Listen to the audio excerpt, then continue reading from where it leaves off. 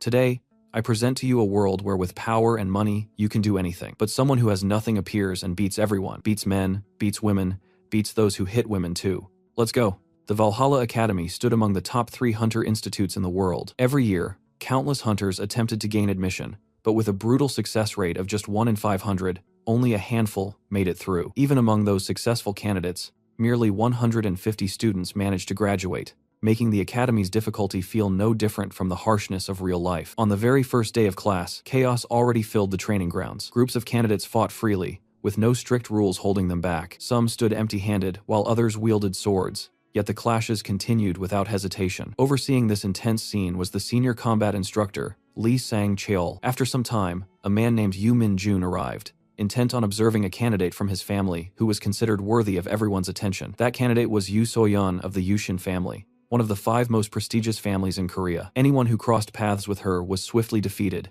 thanks to her exceptional talent with both mana and the sword. Although she was clearly a promising talent, she failed to attract significant interest from the instructor at first. However, the moment it was revealed that her family had successfully communicated with a constellation guardian, his attention was immediately captured. In this world, 5 chosen beings existed as constellation guardians. It was completely normal for hunters to receive blessings and protection from these guardians, or even form contracts with them. Each guardian possessed a distinct power. The Yushin family was connected to the god of the sword, the Jangsan family to the god of spirits, the Jin Choi family to the god of martial arts, the Oseon family to the god of fists, and the Gion family to the god of the bow. Since Yu So-yeon had already communicated with a guardian, she was regarded as a remarkable genius with overwhelming potential. Many believed that passing the academy test would be effortless for her. The event carried such importance that the entire world watched through live cameras. Her opponent in this highly anticipated match was Kim Joo-hyuk, the story's protagonist, who was also 17 years old. Even the instructors found themselves surprised by how calm the boy appeared. Fully aware of the formidable opponent standing before him, certain of her easy victory, So-yeon drew her sword as the fight began.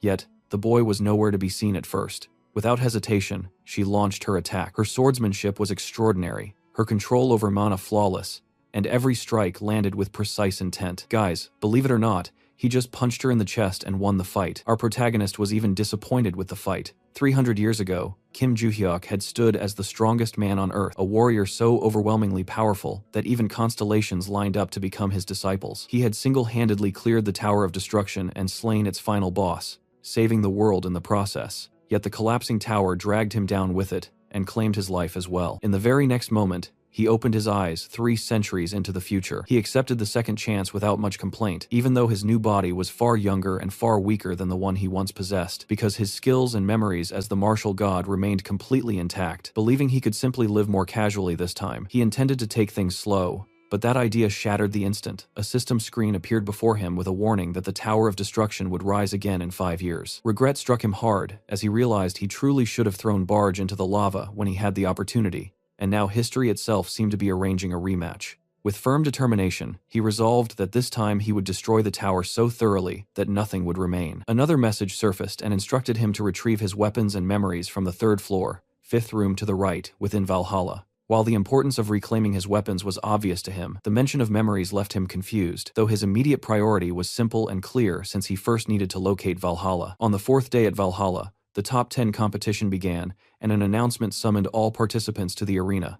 Upon hearing it, Kim briefly debated whether attending was even worth his time, but in the end, he stepped forward to face his opponent. Instructor Lee noticed that the arena had gathered an unusually massive crowd, because the fate of the 5 great families seemed to converge in that very moment. Much of the attention centered on a rising star named Oh Se-hyuk, the eldest son of the Oh-sun family. Se-hyuk studied Kim carefully, and remembered that he was the same fighter who had defeated So-yeon on the first day, although he could not recall seeing much of him before that. He understood that a victory here would skyrocket his prestige and reputation, and with a confident smirk, he declared his intention to crush him as the match officially began. Se-hyuk might have lacked skill in literature, strategy, or refined martial arts technique, yet he possessed a natural talent that no one else could match. Even with minimal training, and without relying on mana, his strength grew at an explosive rate that allowed him to perform feats beyond the limits of most warriors, and his exceptional physique required no effort to maintain, making him a born combat genius. The fight opened with blatant disrespect as Kim casually flipped him off, which instantly pushed the larger fighter into a mana-fueled rage. Se-hyuk charged forward, and although Kim acknowledged that the man possessed frightening raw physical strength, he understood better than anyone that building muscles did not automatically grant real fighting skill. When a massive haymaker came swinging toward him, Kim barely tilted his head aside and allowed the punch to slice through empty air, making his opponent look ridiculous. He immediately punished the failed strike with a sharp low kick that destroyed Se-hyuk's balance, and before the bigger man could even process that he was falling, Kim followed with a brutal palm strike that slammed him straight into the ground. Standing over him, Kim felt mild irritation because his current teenage body clearly lagged far behind the god-tier stats he once commanded, yet he remained unconcerned since he knew his mind carried enough experience and strategic brilliance to compensate for weaker muscles, and he was fully prepared to climb back to the top of the hunter rankings. The arena erupted into chaos as reporters scrambled frantically to understand how an unknown fighter had just dismantled a top prospect. From the stands, First King, Chulshin, head of the Osun family, watched his son's humiliation unfold. He could not comprehend how Se-hyuk, a fighter built purely for overwhelming power, had failed to dodge such a basic rookie attack. Realizing he had lost control, by unleashing a rare burst of magic in hopes of ending the match instantly, shifting his weight with confidence that Kim would be caught off guard. However, from the very moment Se-hyuk initiated his move, Kim had already calculated a counterattack, as his ability to anticipate and strategize far surpassed the competition. Chulshin, now fully aware of the boy's extraordinary potential, boldly declared that he would bring Kim into the Osun family at any cost. Meanwhile, the crowd completely lost its composure over Arin Choi, yet Kim found the obsession strange, and could not understand why everyone was so fixated on a 17-year-old. When he finally stepped into the ring against the Choi family's second daughter, he began the match in his usual relaxed manner, and quickly noticed that Arin was deliberately waiting, clearly hoping he would make the first move. The silent standoff soon bored him, so he casually started walking toward her, and the moment he closed the distance, Arin drew her blade infused with the legendary lightning power of the Choi family. The audience erupted in shock, stunned that someone so young had already mastered such an advanced technique. Arin lunged forward with a lightning-fast swing, but before her sword could finish cutting through the air, Kim had already disappeared from her sight. He reappeared calmly at her side, and mocked her for telegraphing the attack simply by looking at the spot she intended to strike, then delivered a light punch that sent her sliding across the arena, despite her managing to block it with her sword. Kim felt mildly impressed that she possessed the reflexes to defend against the hit at all, while Arin trembled as the realization sank in that she was facing an absolute monster. Before she could organize her thoughts, Kim dropped a 1-inch punch straight onto her blade, and the sheer force slammed her into the ground. Standing over her, he found her sword style oddly familiar but did not dwell on it, because with that victory, he had just claimed the #1 position in the rankings. Naturally, the media storm erupted immediately as reporters swarmed him in desperation for interviews or even a single quote, nearly tripping over each other while promising elite status and luxurious treatment if he agreed to join their organizations. Kim, however, cared very little and found the relentless questioning irritating, and when he lashed out at the press, social media exploded with discussions about his outburst and accusations that he had grown arrogant after reaching the top rank. Soon after, the top 10 members were formally welcomed into Valhalla, though the entire process felt painfully dull to Kim. He remembered the system screen instructing him to retrieve his weapons and memories from room 5 on the 3rd floor, and saw no reason to linger when he could simply collect what he needed and leave. Once the entrance ceremony concluded, the students were escorted to a virtual combat simulation room, where their instructor, Lee Goon, the former head of the Choi Guild, examined the class arrangement with visible confusion. Sitting in the front row were 3 prodigies from the 5 great families: Soyeon of the Yushin family, Arin of the Choi family, and Se-hyuk of the Oseon family. Despite the claim that the selection had been random, the instructor found it suspicious that so many extraordinary talents had been grouped together, and Kim's presence in the same class only deepened his concern. Sensing potential trouble, he decided he needed to assert authority immediately. After introducing himself as the class instructor, he abruptly pressed a button that threw everyone into chaos. Confusion spread as the students suddenly found themselves standing in an open courtyard, while the instructor erected a protective barrier that concealed them from nearby monsters. As the class struggled to comprehend the dangerous environment, the instructor asked Kim whether he could handle all the monsters alone. Kim confirmed without hesitation, but the instructor interpreted that confidence as arrogance, since most students had only ever read about monsters and had never faced one in reality. Expecting the boy's ego to crumble, he urged him to stop pretending and admit he could not do it so they could move forward. Instead of backing down, Kim simply smiled, which irritated the instructor enough to demand what he found so amusing. Now intrigued, Kim questioned why such a trial was happening on the very first day, and suspected there must be a reward attached, so he asked what he would gain from completing the challenge. The instructor proposed a deal that if Kim fought the monsters, he would grant whatever request the boy made in return. After a brief moment of consideration, Kim accepted. The instructor, still unconvinced by the hype surrounding him, made a sarcastic remark, suggesting the kid had no idea how dangerous the simulation monsters truly were. Kim ignored the attitude entirely, and instead asked where his equipment was. Once he was finally given a sword, Kim stepped forward looking completely unfazed. Every eye locked onto him as he drew the blade, charged the monsters, and with a single clean swing utterly shredded them. Wave after wave fell before him, and as he fought, he recalled that it had been 3 years since he last wielded a sword, yet the weapon still felt perfectly natural in his grip. Back then, monsters had thrown the world into chaos and forced humanity to rely on whatever weapons they could obtain, though the sword had remained one of the most trusted and widely used choices. Lost in that thought, he suddenly sensed a creature creeping up behind him and struck it down instantly before it could even touch him. Watching the battle unfold, the instructor grew deeply intrigued and wondered how such an ordinary sword, with no magical traits, allowed Kim to slice through monsters so effortlessly, almost as though the blade itself were absorbing them. Nearby, the 3 elite heirs from the great families observed the spectacle with equal fascination. After finishing off the remaining creatures, Kim approached the instructor and reminded him of their agreement. With the session now complete, the instructor acknowledged it as their first class and suggested the students return to their dormitories for some rest. Kim, however, considered the lesson unnecessarily long and cared only about retrieving what belonged to him before leaving, since he had never intended to live as a student and held no interest in formal education. Even so, despite his boredom, he managed to pick up some valuable knowledge, especially regarding constellations.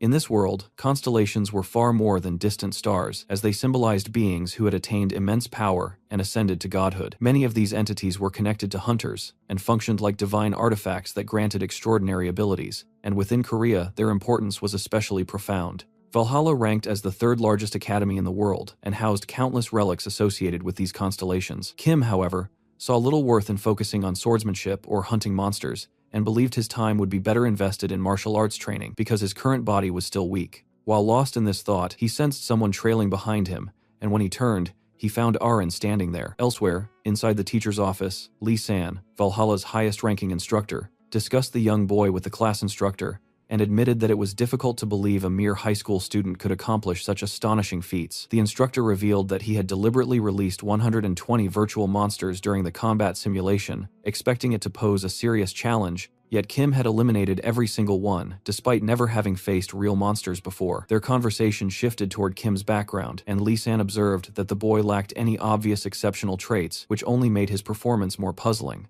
When asked about his past, Lee San explained that Kim was an orphan who had grown up in a dangerous region. The instructor briefly suspected that he might be a forger, but Lee San dismissed the theory, stating he had conducted a thorough investigation and found no sign of deception, and he further questioned why a forger would attempt to enter Valhalla only to attract attention during the entrance ceremony. Lee San then mentioned Kim's desire to access the Constellation Room, which the instructor confirmed, noting that the boy intended to enter it after the first semester. To support this request, Lee San had already sought permission from the headmaster to allow Kim access to the first-floor basement, while personally taking responsibility for him. Although the instructor appreciated the effort, he voiced concern about the restrictions placed on the upper floors, but Lee San reassured him that reaching the first floor should not be difficult if Kim moved quickly. The instructor remained uneasy about the challenges ahead, particularly since his class already contained 3 elite students from the top families. Yet Lee San attempted to calm him by bringing up an exchange student from the Ventric family assigned to another class. The moment the instructor heard that Rockdil Ventric, who had been expelled from the British Academy for misconduct, was now enrolled,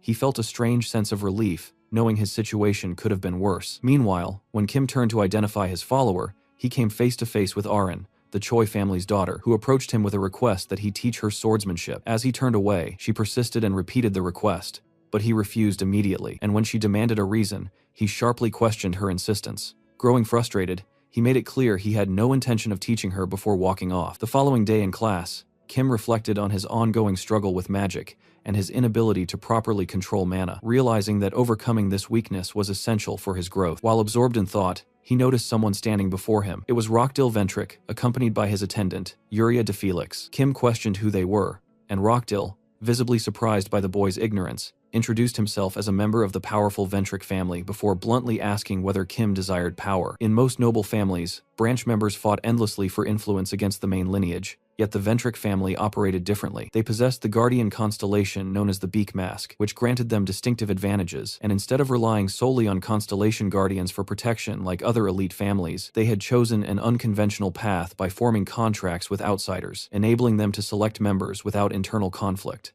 This strategy solidified their dominance across Europe and allowed branch members to wield authority equal to that of the main family. Rockdill, arrogant because of this status, had previously been expelled from the British Academy for causing trouble, yet he brushed aside any concern about his past and boasted that his family could resolve any problem, insisting that as a Ventric, he always obtained whatever he desired. Impressed by Kim's performance at the entrance ceremony, he offered him a position at his side, along with access to the Ventric family's constellation, but the boy rejected the proposal without hesitation, which immediately provoked Rockdill's anger. Before tensions could escalate further, Valhalla's head instructor Lee San intervened and ordered Rockdill to return to his seat. Rockdill reprimanded him for addressing him by his full name, yet Lee San reminded him that regardless of the Ventric family's influence, Academy rules still applied. Rockdill complied but smugly warned Kim that they would meet again after class. Later, while returning to his dorm, Kim felt irritated that he had made no progress toward reaching the Constellation Room, and he recalled his earlier encounter with Rockdill, during which he had learned that guild scouts and outsiders were already gathering information about him within the academy. As he tried to clear his thoughts, he once again sensed a tail and turned to discover Aaron following him yet again, still pleading for sword lessons, but he had completely run out of patience and bluntly reminded her that he had already refused. Across the campus, the atmosphere darkened considerably as Rockdill spiraled into a furious meltdown and smashed a lantern in pure rage, unable to tolerate that an unknown orphan like Kim had embarrassed him before everyone. Consumed by anger, he ordered his assistant Yuria to summon Dasara immediately, clearly plotting something malicious to settle the score. When Yuria hesitated and remained motionless, he grabbed her by the hair, questioned her loyalty, and threatened expulsion from the family. Despite her denial, he hurled her to the ground and demanded she contact Dasara at once, instructing her to inform Dasara Ventric, a second-grade member of the royal family, that he wished to meet him, and with silent obedience, Yuria nodded and carried out the order. Meanwhile, inside his dorm room, Kim sat alone and ran his hands across his body, while acknowledging its clear limitations, since he possessed no magical talent and could not wield overwhelming strength. As his thoughts drifted, he remembered his earlier encounter with Aaron when he had caught her following him, and upon confronting her, he demanded to know why she kept trailing behind him. Aaron once again asked him to teach her swordsmanship, steadily testing his patience until his irritation surfaced, and he compared her persistence to that of a parrot. Then, completely out of nowhere, Kim demanded 10 million won per lesson, which instantly silenced her, and he claimed she could never afford such a price before turning to walk away. She suddenly asked for his phone, and when he questioned her reason with suspicion, she explained that she needed to enter her number to make transferring money easier. The moment he glanced at the screen, shock hit him as he saw that she had transferred 100 million won, after which she calmly asked again whether he would teach her. Despite the staggering amount, he refused both the money and her request, remaining confident that he could earn money elsewhere as he prepared to leave. Now back in the present, his determination guided him toward exploring the secret vault, and his mind raced with memories of scouting the area before enrolling at Valhalla. He understood that most of the notes he had hidden 3 centuries earlier were likely lost, yet research indicated that at least 4 should still exist, with 3 probably buried deep within the mountains surrounding Valhalla. With firm resolve, he began the search, and used his limited magical power to track magical marbles that reacted to his energy, leading him directly to the location where he had buried his stash long ago. The digging proved to be an exhausting grind that left him drenched in sweat and thoroughly annoyed, and he mentally scolded his past self for choosing such an inconvenient hiding place while wishing he had made things easier for his future self to withdraw the treasure. This entire hunt had been a necessity born during the chaos of the Tower of Destruction, when the collapsing world offered no safe location to store his belongings, forcing him to bury his fortune underground. Just as the sun began to rise, he finally struck something solid and unearthed a chest, only to encounter another problem when he realized the ancient lock could not be opened with any ordinary key. Without wasting time, he manipulated his mana to craft a makeshift key from a simple piece of string, and although the process demanded patience and careful finesse, he was eventually rewarded with the satisfying click of the mechanism unlocking. When the hidden chamber swung open, he was greeted by a mountain of wealth, impressive enough to shame a king, and he smirked at the glittering treasure, while sarcastically wondering if his riches had missed him over the past few hundred years. The sight brought him immediate relief, because money was no longer a concern,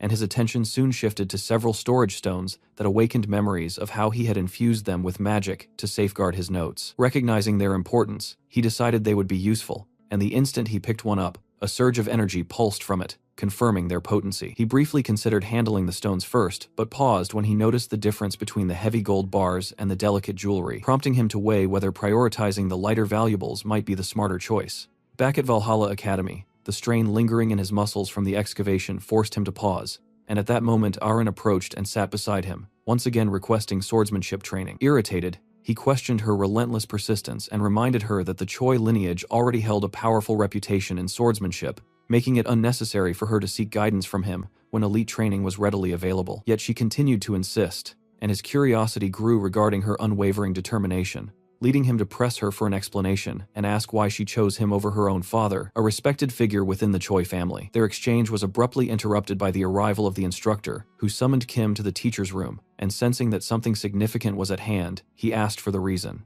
The instructor revealed that it related to a question Kim had asked earlier, and after a brief hesitation, Kim agreed to follow. As he prepared to leave, Aaron called out to him, and when he turned back and noticed the confusion written across her face, he responded by extending an invitation for her to join a training session the next morning at 6 a.m. Caught off guard, Aaron hesitated for a moment before nodding and accepting the offer.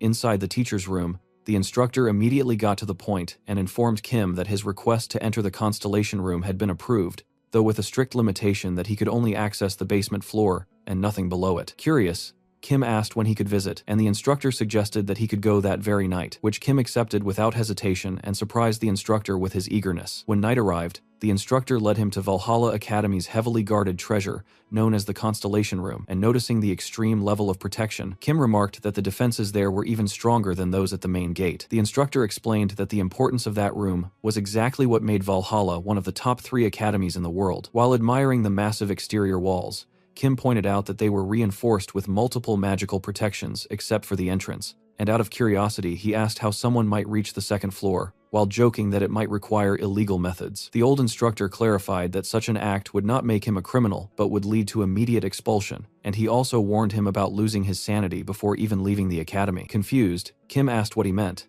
and the instructor explained that the second floor was extremely dangerous because exposure to the raw power of constellations could instantly drive people mad. Watching the boy carefully, he wondered about his true intentions and whether he truly wanted to go deeper or was uncertain, and with a strict time limit, he instructed him to return within 30 minutes. Kim confidently agreed and stepped through the gate. Inside, a familiar screen appeared and directed him to retrieve his weapons and memories from the 5th room on the 3rd floor. Unbothered by the risk of expulsion, his real goal remained reaching the 3rd basement level, and as he descended, he noticed how the building seemed unnaturally vast with endless stairs and dim visibility, which made him question its true purpose and wonder whether Valhalla hid some kind of prison in its depths. Doubt crept into his mind, and he realized he needed to learn more about the Constellation Room. But suddenly, another screen appeared and informed him that he had met the conditions and would be transported to a designated room. Before he could fully process it, a heavy voice greeted him, and when he looked up, he froze in shock after seeing Barge standing before him. The Tower Master acknowledged that 300 years had passed since their last meeting. Yet instead of a warm reunion, Kim reacted with pure rage and immediately threw a powerful punch while shouting about Barge having the nerve to appear again. Even though Barge tried to reason with him,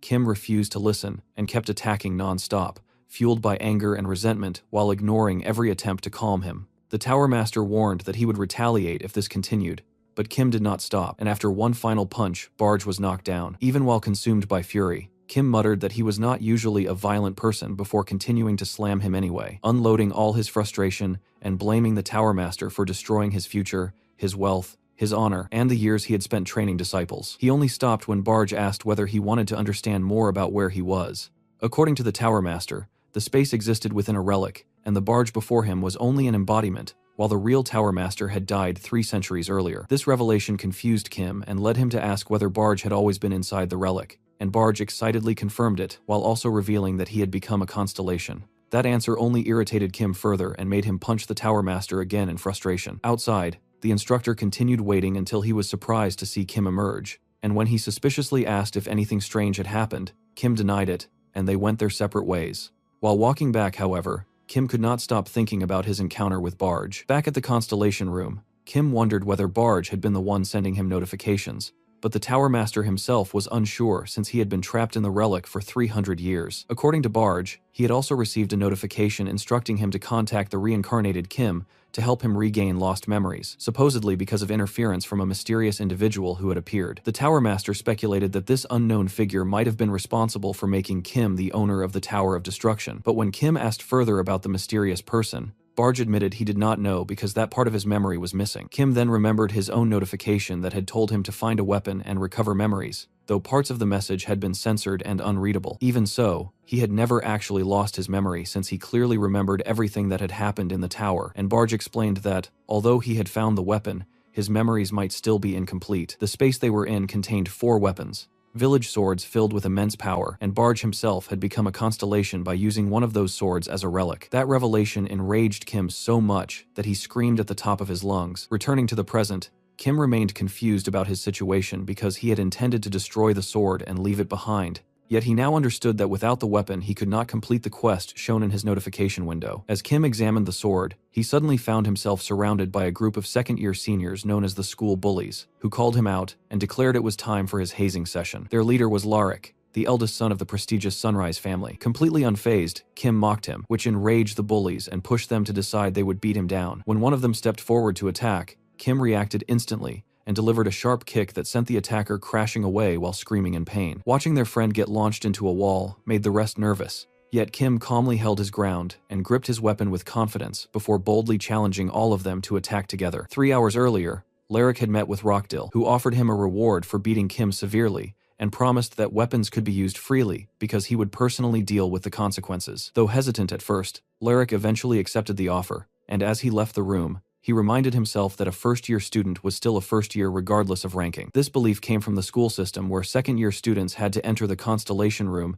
and form contracts with celestial beings to become recognized second graders. Those who succeeded gained special powers, and Larich believed that as one of them, he could easily overpower Kim. Back in the present, that confidence faded quickly as he watched Kim effortlessly crush his classmates. Even so, the bullies refused to retreat and kept charging one after another. First, a fat student pulled out a mana-loaded knife, but before he could act, he was struck straight on the head. Immediately after, another bully attacked with a staff using all his strength, yet Kim calmly sidestepped and cracked him across the face in one clean motion. Seeing his companions flying helplessly, Larich was stunned because by logic, second graders should have more experience than a first grader, yet his group could not do anything against Kim. He started realizing that even though Kim held back, the damage they took was still serious. With most of them already down, Kim challenged the remaining trembling students to come forward, which pushed Larich's frustration to the limit. Furious, he drew his sword and rushed in, but before he could strike, Kim simply pressed the sheath of his still-sheathed sword into Larich's stomach and dropped him to the ground in pain. As Larich lay unconscious,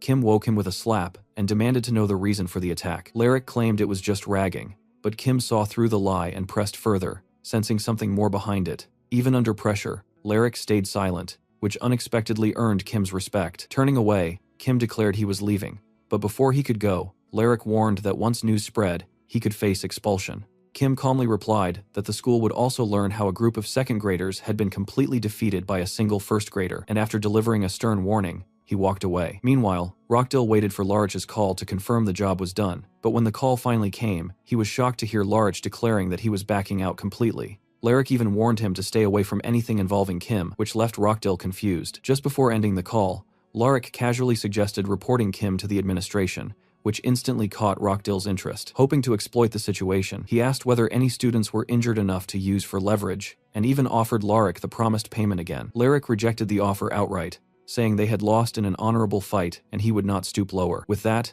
he ended the call and left Rockdill furious. In a rage, Rockdill smashed his phone and turned to his assistant to ask whether she had contacted Desera, and she confirmed that since Desera lived far away, it would take some time for him to arrive. Meanwhile, at Mexico's Aripia Academy, Desera Ventrix sat right on top of a pile made from defeated opponents while casually answering a call, and Rockdill's assistant informed him about a profitable opportunity where Rockdill wanted him specifically to take care of someone named Kim Ju-hyuk in exchange for a hefty reward. The offer thrilled Desera because he had been struggling with money ever since being chased out, and now with this new chance, his fortune seemed ready to turn around. The next day in Valhalla's training room, Kim was ready to train when he suddenly heard Barge's voice and was caught off guard. The Tower Master spoke from inside the sword, which made Kim briefly think he had appeared physically, but Barge quickly denied that. As the young boy began stretching, he questioned Barge about the sword, since the weapon had originally been an artifact kept as a valuable possession inside Valhalla, yet Kim had still walked out of the room with it after their conversation. The Tower Master reassured him that he had replaced it with a replica, so there was nothing to worry about,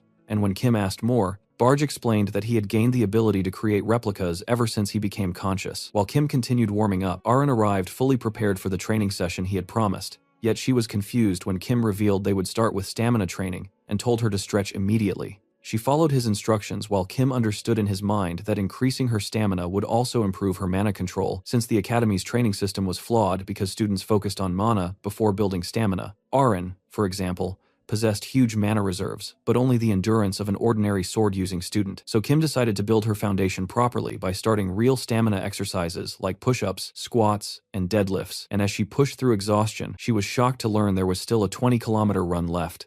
Later in class, Kim watched Arin's progress and felt pleased seeing her improvement. That class was conducted by Lily, the instructor and subject supervisor for dimensional monsters. And after previously telling students to self-study, she announced a written test to check their knowledge of different dimensional creatures. When the test began, students focused seriously on writing, while Kim simply stared at the paper. And when time ended, Lily collected the tests and told them their performance would decide their placement for the next session, before dismissing them and announcing that the next class would take place in the virtual combat simulation. As she left, Barge asked if Kim truly expected to pass after barely writing anything, which made Kim wonder if Barge could hear his thoughts. But Barge clarified he could only sense thoughts related to him, and Kim stayed calm while saying he wrote only what he actually knew. Meanwhile, in the first-year teacher's lounge, Lily checked Kim's paper and became furious, crushing it in her hands while calling his answers complete nonsense. And she declared that in the next class, she would personally show him that monsters could not be handled recklessly. 1 week later, in her next class inside the virtual combat simulation room, she announced that most students had done very well, and after a pause, she called Kim forward. Holding up his paper,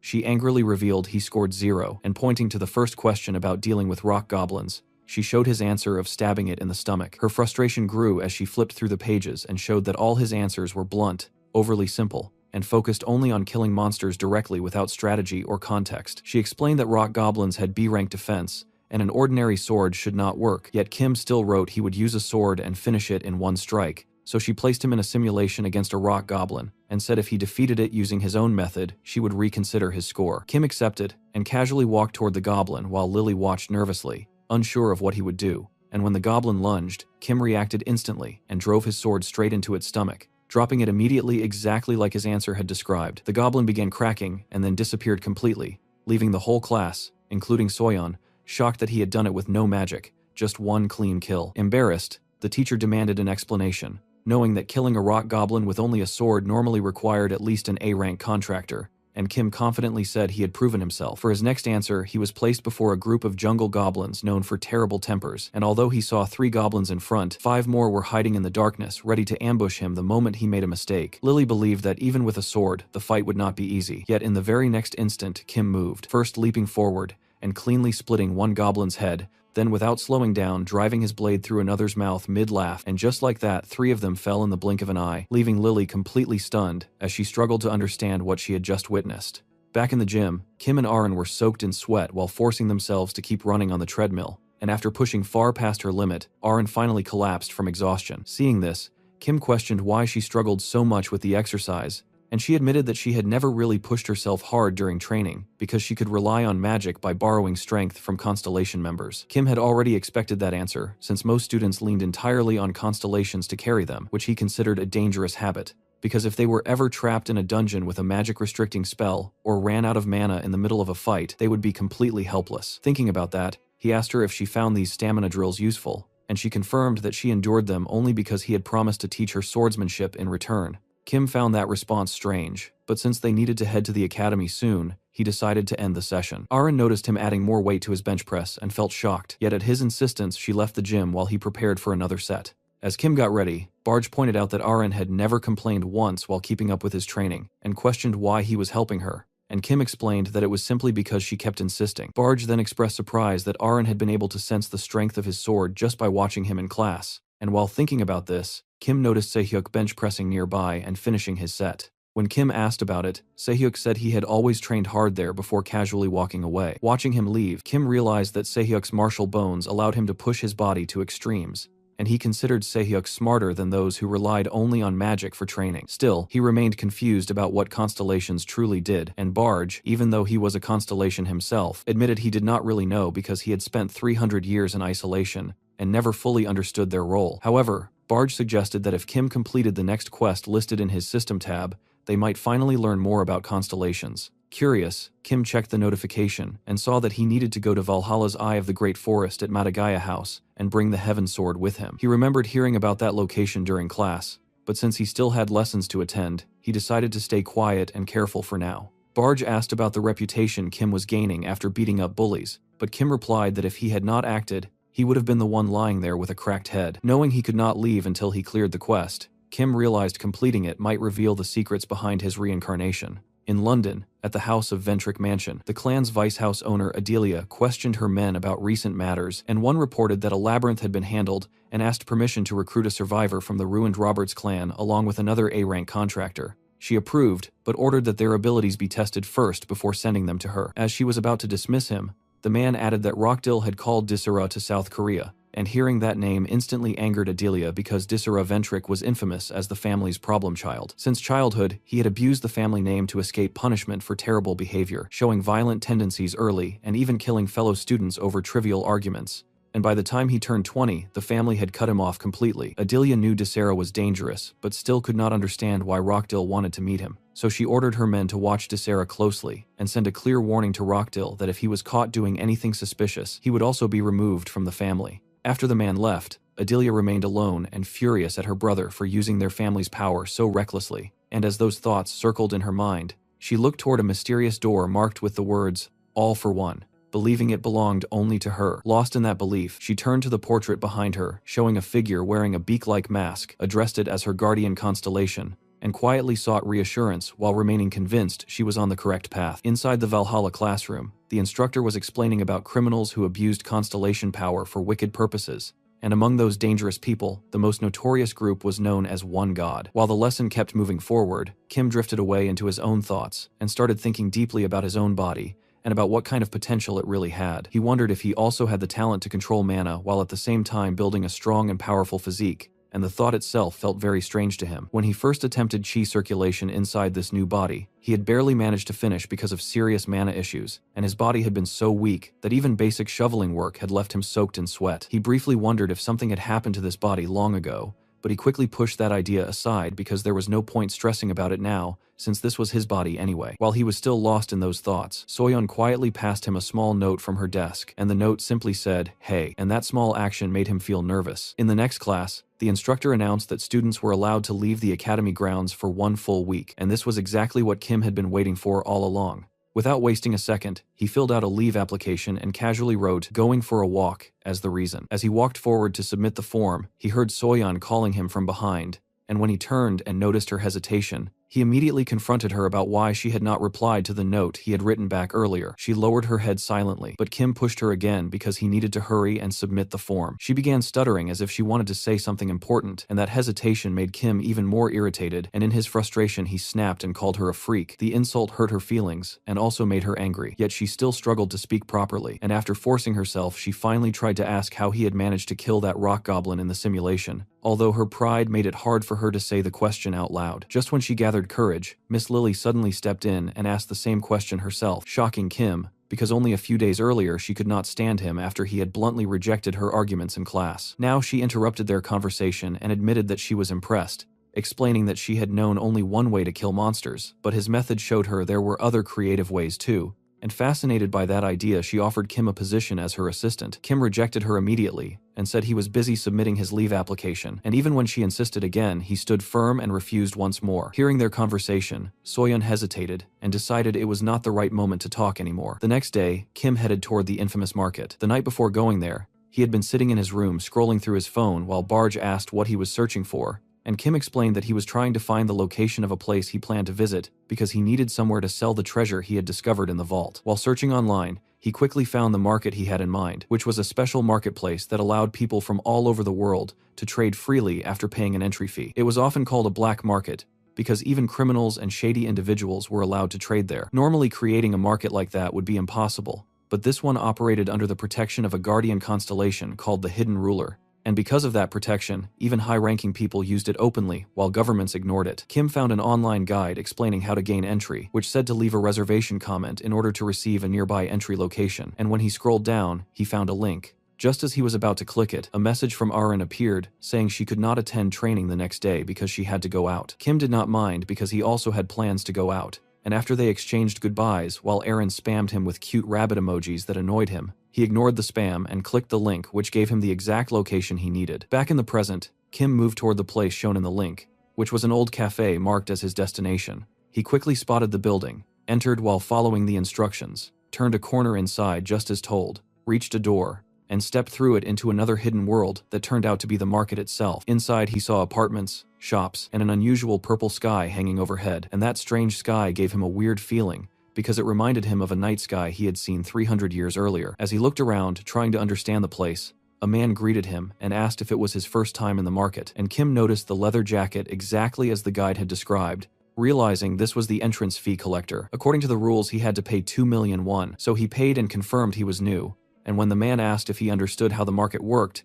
Kim said he knew a little. After paying, he was nearly broke, but he still hoped to earn money inside, and he asked where he could sell jewels. The man suggested putting them up for auction, but Kim wanted a fast sale, so the man told him to go to the 3rd district, where merchants bought items directly, and mentioned someone named Morris as trustworthy. Before leaving, the leather-jacketed man handed him a mask and explained that everyone wore masks in the market because of the nature of business there, so Kim nodded and put on the mask. After some time, Kim reached the 3rd district and approached a trader who caught his attention, and without wasting time, he surprised the man by asking if he was Morris, and the man confirmed it. Kim said he had jewels to sell. Morris agreed to inspect them, and when he picked up a ring, his expression changed as he realized it was an artifact from the era of destruction. Looking at the other jewels shocked him even more because they were also from the same era, and before he could react, Kim asked how much he could offer. Morris hesitated, confused about how someone in his 20s could get such rare artifacts. And when he asked directly, Kim shut him down by reminding him that questions like that were not allowed in this market. Morris apologized because he had nearly ruined his reputation, but then he refused to buy the artifacts because items from the era of destruction were far beyond his budget. Instead, he suggested taking them to the auction hall, where they would get a higher price, although it would take 2 to 3 weeks because of reservations and Kim would have to appear in person. Disappointed, Kim asked what price they might reach anyway. Morris used his phone calculator and showed him a number with far too many zeros, and Kim realized the artifacts were worth much more than he had expected.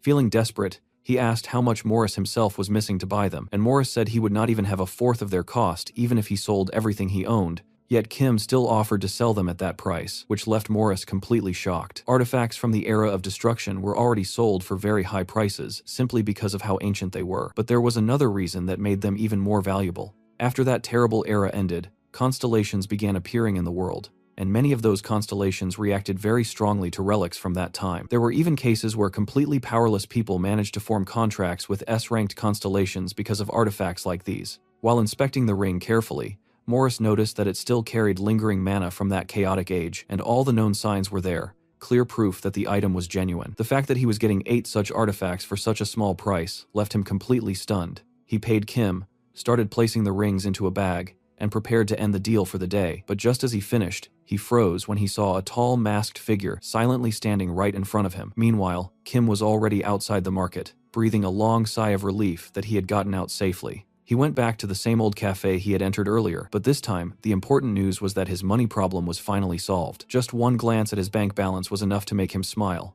and even if he spent all of it, he knew there were still more items hidden in the vault that he could sell later. While thinking about all this, a sudden call from an unknown number surprised him. He answered and instantly felt annoyed because it was Instructor Lily inviting him to lunch. Kim wondered how she even got his number, and she casually revealed she had used her instructor privileges. She insisted on lunch again and suddenly hung up, leaving him confused. But after a moment, he shrugged and decided to go anyway since he had nothing else to do, and if he could get a free meal out of it, he saw no reason to refuse. Back in the market, Morris stood frozen with fear as the masked figure loomed over him. He asked why the man was there, but the stranger calmly called him by name and questioned whether their relationship had really become that distant. Morris immediately realized who it was, the owner of the market known as Black Cat. That realization made him uneasy, because it was rare for the market owner to personally approach a merchant, and he could not understand why someone like Black Cat would come to him. Black Cat slammed his hands on the table and revealed the reason, saying that for the first time, Morris had submitted an anonymous auction application. The news angered Morris, because anonymity clearly meant nothing if Black Cat already knew.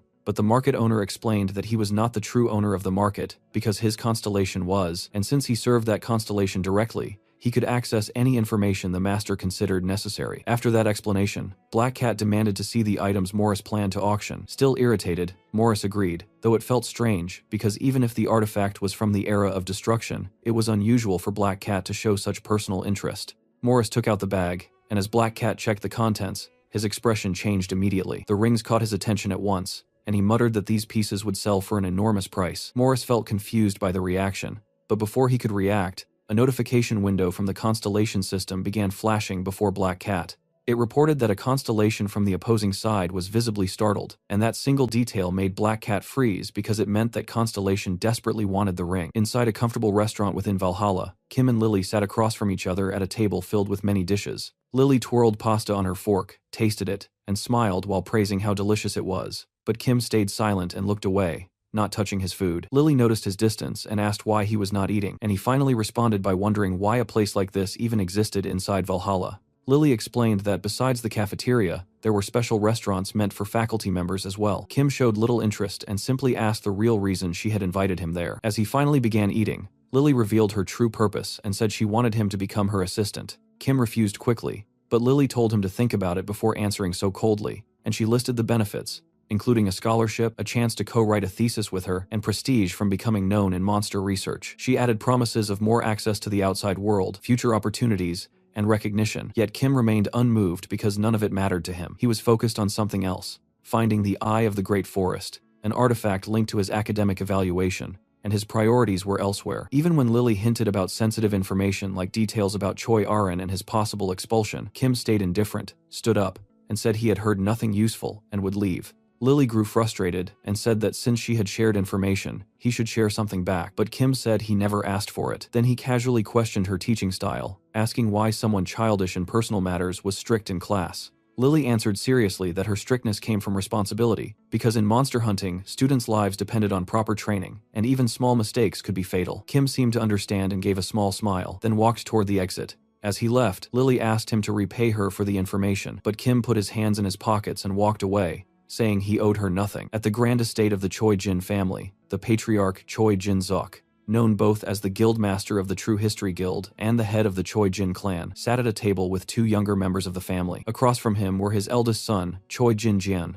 the guild's attack leader, and his illegitimate daughter, Choi Arin. The purpose of this meeting was clear, because with the selection for the family's heir approaching, Jinsuk needed to understand their intentions. He placed the Blue Moon Sword before them, a sacred relic that symbolized the family's recognition of its rightful heir. The rule was simple but cruel, since anyone who failed the selection would be removed from the family entirely. Despite the heavy risk, both Jin Jian and Arin agreed to participate. After the meeting ended, Jin Jian approached Arin with smug confidence and mocked her for being an illegitimate child, accusing her of chasing a position she could never claim. His words were sharp and cruel, as he warned that she had no constellation protection, while he already held a formal contract, so she was not worthy of the role. Arin stayed silent and swallowed the pain, yet her clenched fists showed she had no intention of giving up. After Jin Jian left, she remembered her mother's tired face, and the promise that she should become the head of the family and live freely without chains, and that fading memory strengthened her resolve. Meanwhile, back at the academy, Kim sat quietly in class while the instructor explained details about the upcoming midterm exams.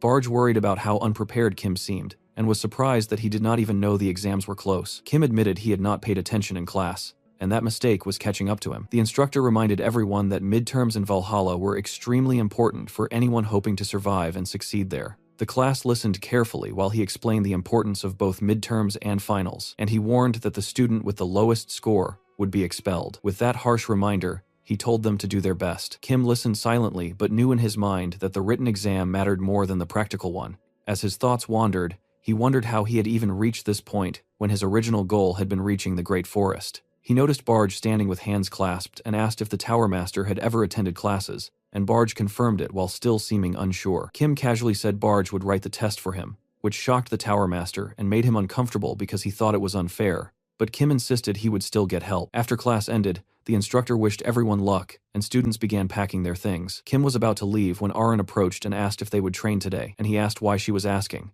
When she said she wanted to improve her swordsmanship, Kim realized it was time to deal with her lack of proper training. He said their earlier sessions had not focused on swordplay, but now he would show her how to wield a sword correctly. They went to the training hall where Arin stood ready while Kim held a sword. He pointed at her and asked how long it had been since she practiced with her weapon, and she admitted she had not practiced since starting strength training with him. After asking a few more questions, he told her to draw her sword. Arin pulled out her blade and followed his advice to shift her grip and lock it with her ring and pinky fingers, and the change was immediate. She was shocked by how stable the sword felt, and how the blade's aura settled into a rhythm she had never felt before. Kim watched closely and told her to attack him with all her strength. Arin took her stance, felt lightning energy surge through her body, and rushed forward like a bolt.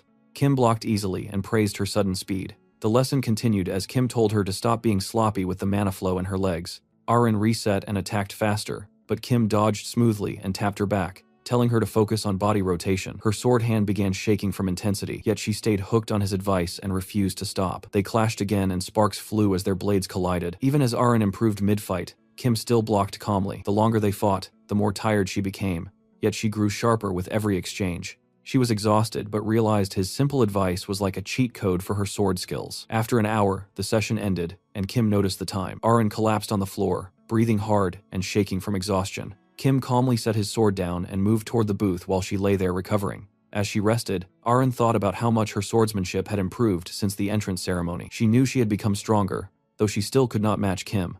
After wiping sweat from her face, she gathered courage and asked if he would spar with her next time. Kim thought about it for a moment, remembering how talented she was and how her skill had grown since training began. He remembered sensing her talent at the entrance ceremony, though now it felt different because she used a breathing technique. Even so, he smiled because training her had helped him too, and 300 years ago, she would have been worthy of becoming his disciple. When she asked about sparring again, Kim jokingly refused, and Arin accepted calmly, showing she understood. She knew following his guidance would make her stronger. Kim felt surprised by her reaction, but he finished the session. 2 weeks later, at Valhalla Stadium, a huge crowd of students gathered together, and Soyeon stood there holding her sword while thinking that this was her first time returning to this place since the entrance ceremony. Sehiyuk was also somewhere in the crowd and noticed how many freshmen had gathered, while Arin stood confidently among everyone, and Kim, standing nearby with his hands in his pockets, looked quietly curious about what was happening. Barge explained that their teacher had informed them about this gathering 2 weeks earlier. Suddenly, the atmosphere changed when a loud, commanding voice echoed across the stadium, signaling that an announcement about the midterm exams in Valhalla was about to begin. All the students stood attentively as the announcement about the mid-stage practical assessment was delivered, and this time, the assessment would involve a dungeon attack. As Lee spoke, the ground suddenly shook and startled everyone present, and he revealed that they would team up to enter artificial dungeons as several dungeons appeared around them. Students were free to form their own teams, with 8 people recommended per group, though numbers could be adjusted if needed. Kim listened silently while Lee continued explaining the rules, saying that scores would be calculated based on each student's contribution inside the dungeon. A timer appeared showing 5 hours, and Lee warned seriously that anyone failing to finish in time would be disqualified. Soyeon, surprised that the difficulty was set at rank F, took everything in carefully. As the exam officially started, students rushed around trying to form teams, shouting and calling others to join. Soyeon thought carefully about her options and knew her team needed someone with more damage output, but after hesitating, she decided that 6 people would be enough, so she could show her own abilities without someone overshadowing her, and she believed they could work together because the goal was to demonstrate their strength. Lee watched the chaos with interest, and realized privileged students like Soyeon already understood the real nature of the test,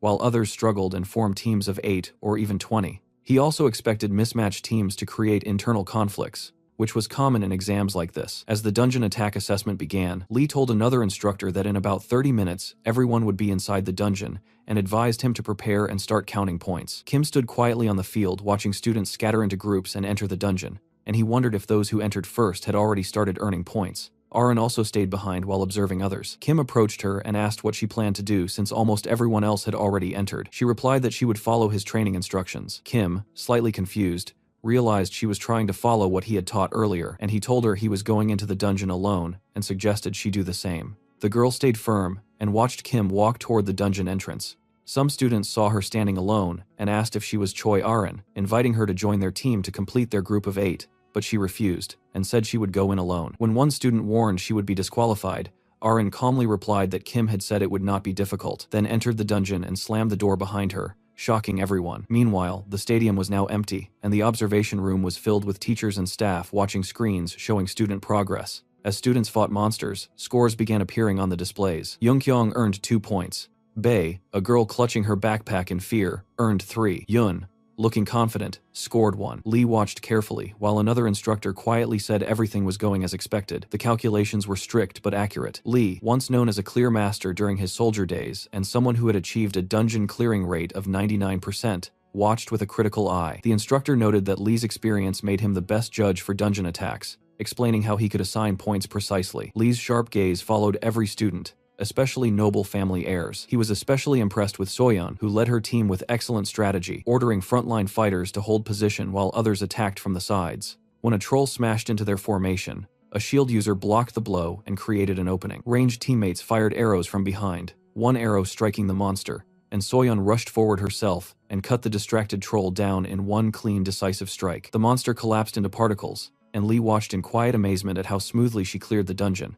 knowing that with leadership like that, she was already on her way to the top. But soon his attention shifted toward Kim. He remembered Kim's first fight where he easily defeated Aren, and curious about his progress, he searched Kim's name in the system, only to be shocked when no results appeared. The search engine that tracked every student showed nothing. After further checking, Lee discovered that Kim had already cleared the dungeon solo in 23 minutes and 32 seconds without any team, and this revelation shocked him because such a feat was unbelievable for a 17-year-old student. Lee began watching footage of Kim clearing the dungeon, and Kim looked completely focused. Kim stood calmly with his sword drawn as goblins rushed at him, and without hesitation, he charged forward and drove a powerful stab through two attackers' faces at once. Before their bodies even hit the ground, he spun and sliced an upside-down goblin cleanly in half. For a moment he thought the fight was finished, but then two huge orcs stepped forward and slammed their clubs down at him. Kim did not panic, dodged smoothly, jumped over them, and decapitated both monsters in motion. Slash after slash, the entire group was wiped out, leaving the administrators watching in complete stunned silence. Soon after,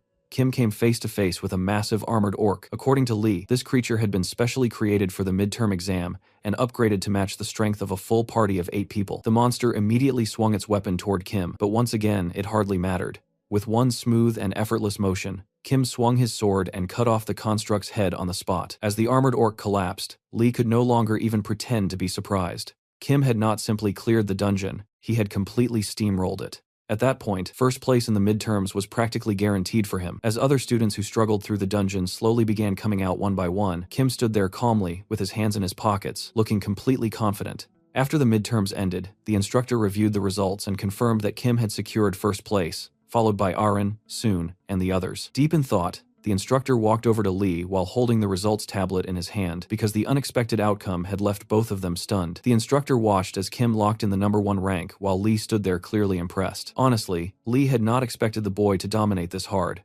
especially not while clearing dungeons so easily and without suffering a single injury. After a short pause, Lee commented that if Kim continued at this pace, he might eventually enter Korea's professional industry scene and directly reclaim the title of strongest contractor. The instructor, still calm, asked casually whether that title referred to the strongest contractor in the world. Hearing that question, Lee paused to think before admitting he had not seen a true genius like this in a very long time. Meanwhile, the instructor looked back down at the tablet while listening carefully as Lee spoke about the real surprise of the second exam, Choi Aren. Against expectations, she had taken second place and cleared the dungeon completely on her own, even though it had not been easy for her. Lee explained that Aren had always been quiet and hardworking, but pulling off solo dungeon clears like that was something nobody expected. He added that if the exam had focused more on team performance, Soyeon would likely have ranked higher, but since the evaluation was based on individual performance, Kim and Aren were the ones who stood out the most. Even though Lee was impressed, he warned against recommending their methods to other students because what they did was not something most people could copy. The instructor listened carefully and remembered that he had seen Aren before when he was leading the Choi Jun Guild, and he felt puzzled about how she had managed to clear the dungeons alone, but he quickly dismissed any idea that it had something to do with Kim.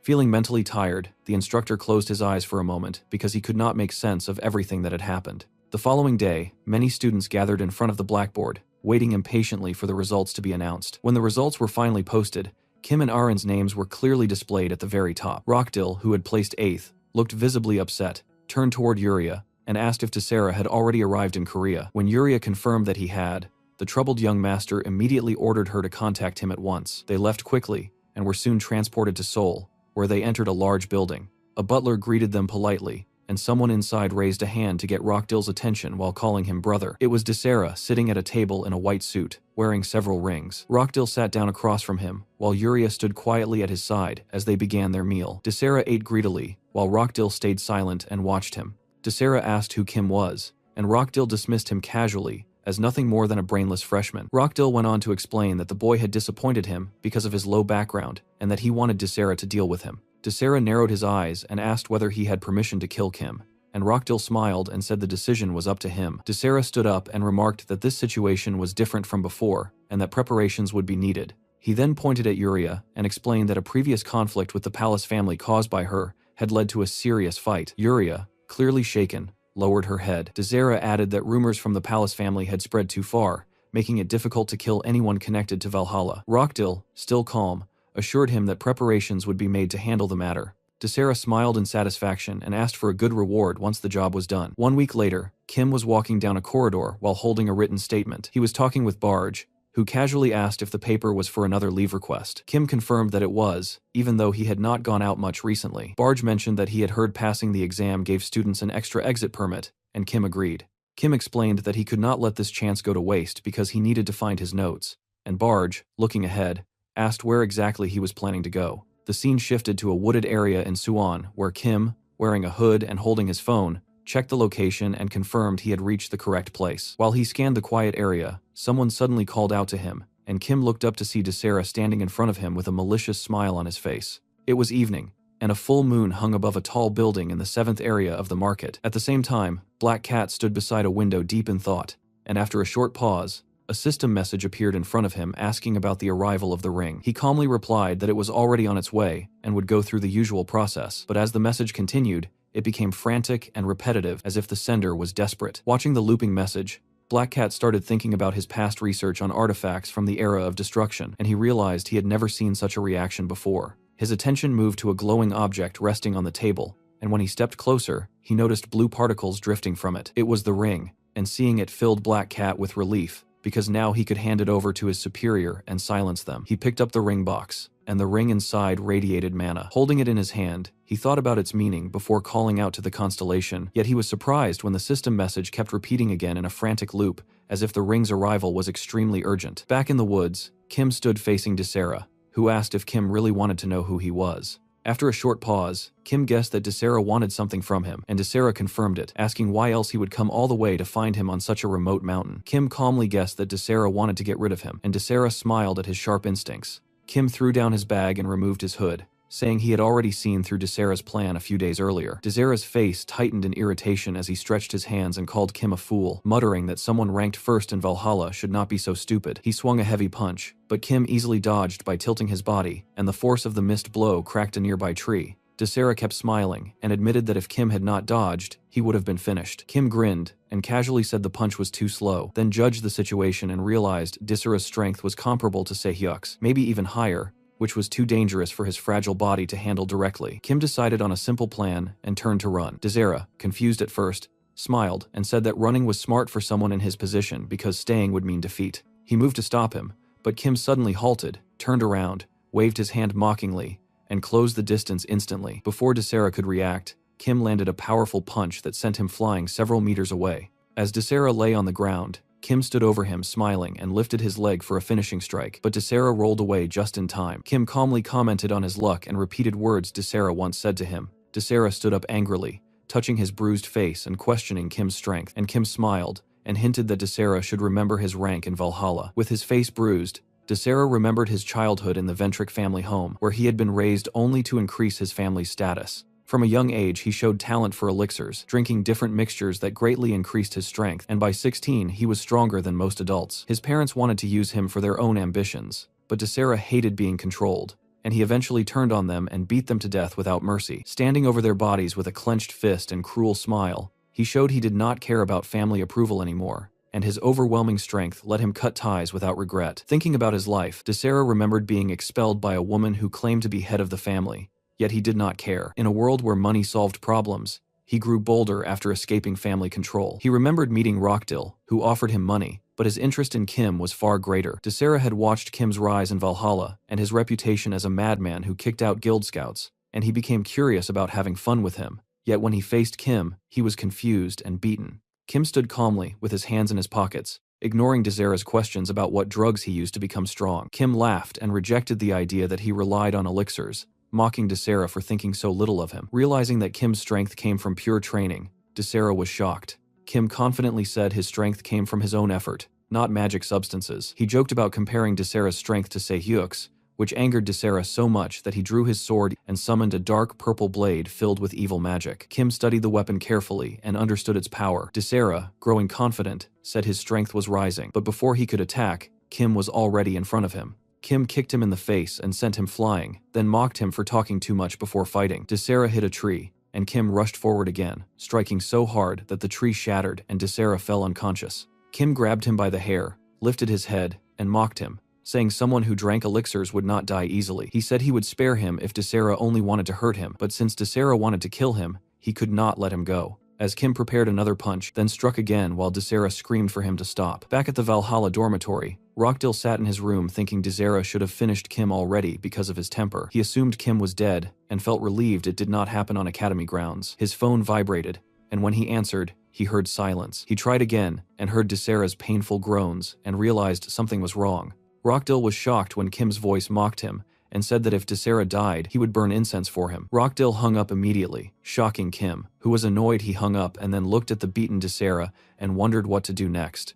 Back in the dorm, Rockdill sat thinking while Yuria entered with tea, but he dismissed her. She tried again, and he shouted at her to get lost, furious that Kim had ruined everything. He knew the news would soon reach the Ventric family, making things worse. Rockdill's frustration grew as he realized the size of the problem. Even though he tried to comfort himself by thinking Kim was just an orphan with limited influence, he still knew he could not afford to be careless. Meanwhile, Kim walked calmly through the quiet woods while thinking about what his next move should be. Barge asked him if he was really going to leave Desera lying unconscious beside that tree, but Kim replied that he would report the situation when the time came, and that he was not planning to do anything about it right now. Barge casually suggested that he could simply kill Desera and end the problem, but Kim said that in the past he probably would have done exactly that, except things were different now because he was no longer Kim Hyuno, but a high school student named Kim Joo-hyuk. Barge seemed to understand that change and then mentioned his concern about the strange magic Desera had used earlier, saying that the magic felt familiar and that if more were released, it could be confirmed without doubt. Kim listened, but felt irritated when Barge talked about identifying people through their magic, something Kim himself could not do. He brushed it off angrily and guessed that the power probably came from the hidden side of the blade Desera mentioned before,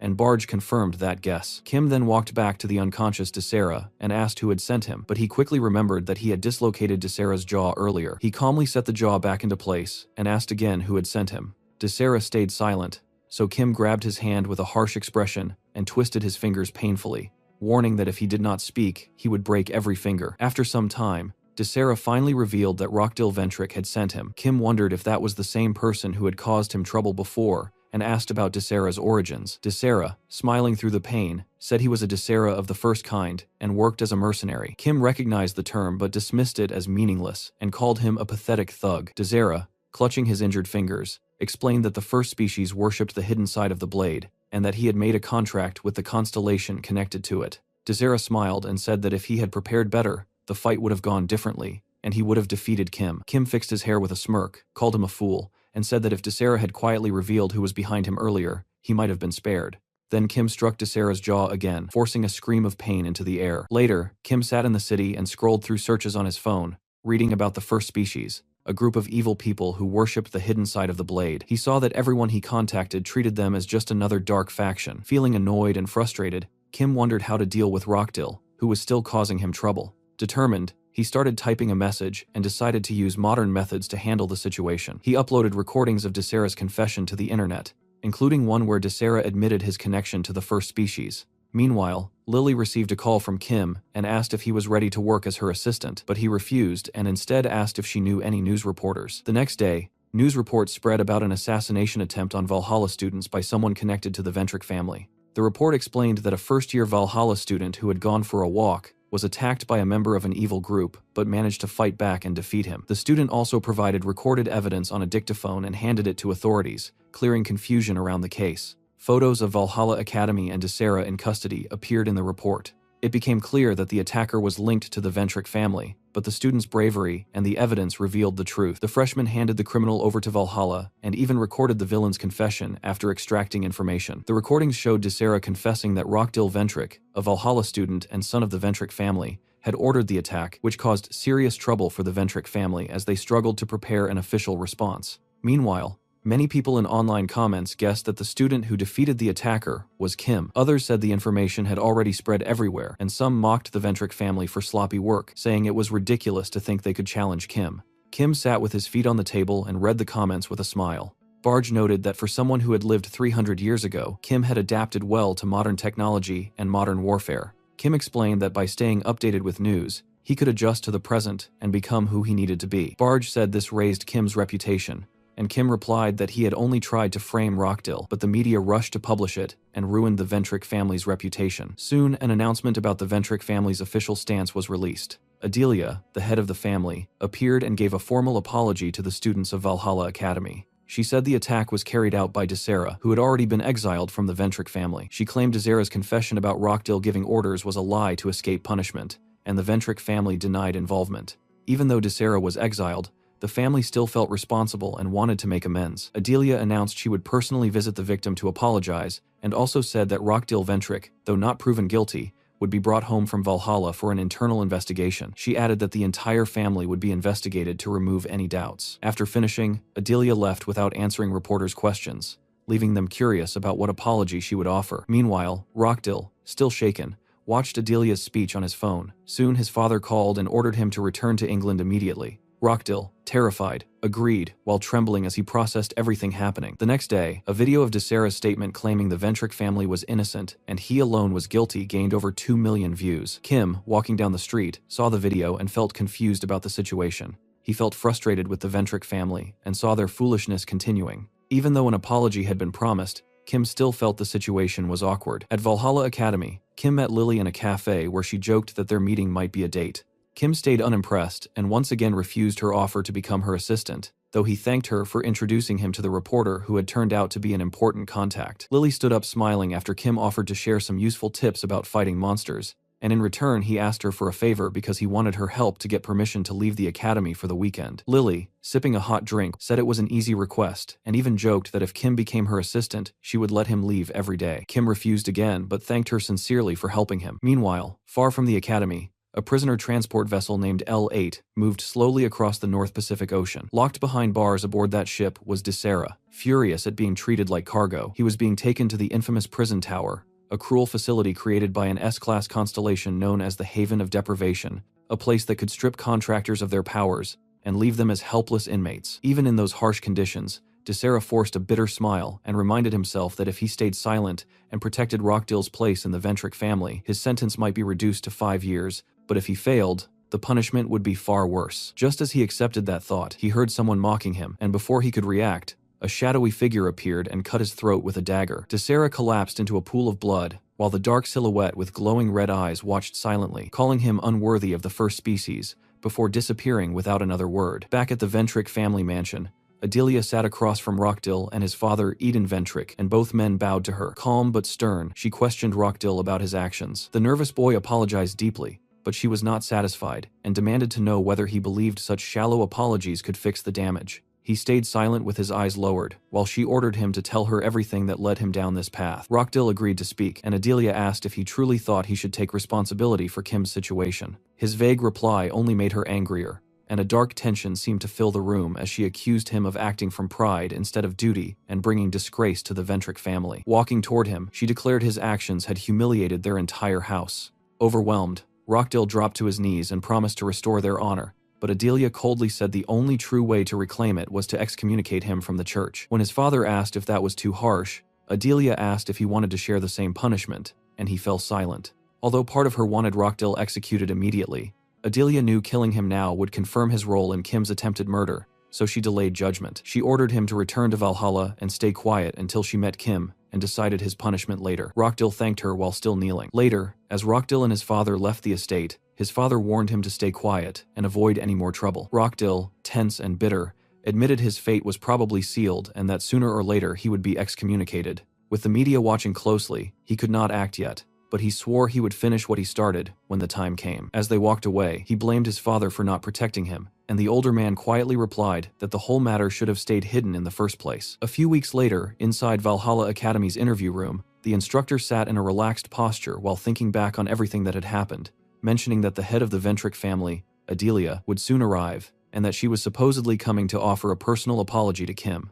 Sitting across from him, our boy looked uninterested and doubtful, clearly not convinced by that gesture at all. He believed Adelia's visit had less to do with true remorse and more to do with protecting the family's public image, especially after everything Rockdill had done. The instructor spoke with irritation about the entire situation, explaining that both he and Lee San were upset because the sequence of events made things obvious. A Valhalla student was attacked.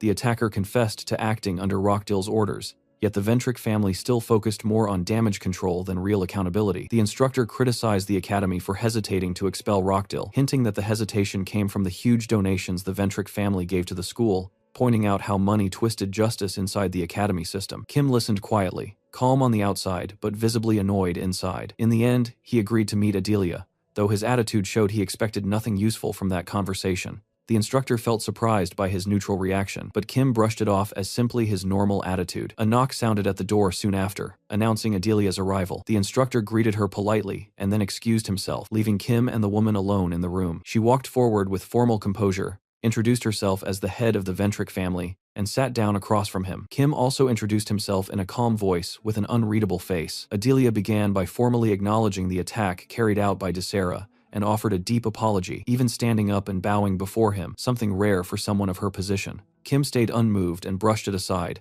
saying it did not matter to him anymore. She tried to mention Rockdill's involvement, but Kim again downplayed everything and called it a one-time event that meant nothing. He said he had already heard that Rockdill had nothing to do with the attack, and since that was the public stance, he had no interest in talking about it further. Adelia felt surprised by his indifference, but kept going, explaining that even though the official statement was out, the public and media still did not believe them. She sounded frustrated yet determined to fix things. Kim, still calm, asked what they hoped to gain from this meeting, and thought the entire discussion felt pointless, though he listened long enough to notice the desperation behind her words. Adelia kept her polite smile and changed tone, suggesting the meeting could become a turning point to clear misunderstandings, even hinting that Kim could help restore the family's image. When she finally asked for his help, he refused instantly. Still composed, she offered something more, promising full support until graduation and even a recommendation to a powerful guild connected to the Ventric family that could shape his future as a hunter. She described it as a chance to accelerate his career. Kim slowly stood and looked straight at her with a knowing smile. He saw through everything and understood that her visit, her offers,